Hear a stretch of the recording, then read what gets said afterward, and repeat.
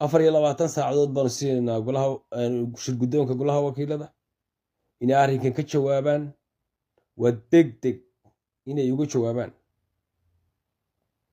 haddii laga jawaabi waayo mawjado kambaynaan ku furaynaa, gudaha la isugu soo gelaya, xabad xabad bana laysu qabanaya. intaa ku biyacaba waa ballan weeyaan, kaftan maaha hadalkaygaas. asalaamu calaykum waraxmatullaahi wabarakaatu. maalin wanaagsan reer somalilan. maanta mooshinkii lagu joojinayey wadahadallada ee xukuumaddu soo ansixisay, markii hore golaha baarlamaanku soo jeediyeen, cidda is hortaagtay ma golaha ma shirguddoonka ma xildhibaano gaara, sidii xaaladdu u socotaa, ma xukuumadda ka daba timi? waxa dhacay waxaa looga fadhiyaa shirguddoonka ayaa looga fadhiyaa inay ka jawaabaan. arrinkani waa masiiri.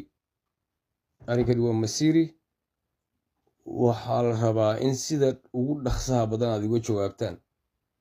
shirguddoonku waa inuu sida ugu dhaqsaha badan uga jawaabo. hadha yalsanina fariinteydaas. 24 saacadood baanu siinaynaa shirguddoonka golaha wakiilada.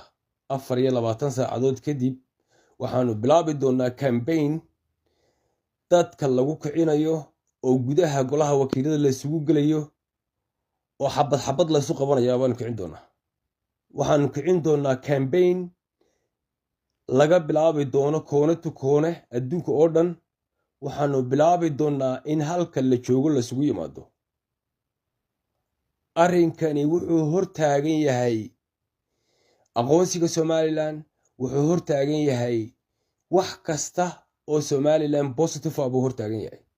taa macnaheedu waxay ka dhigan tahay qofka is hortaaga in mooshinkani uu maro golaha oo la ansixiyo wuxuu ka hor imanayaa doonista shacabka jamhuuriyadda ee somalilan.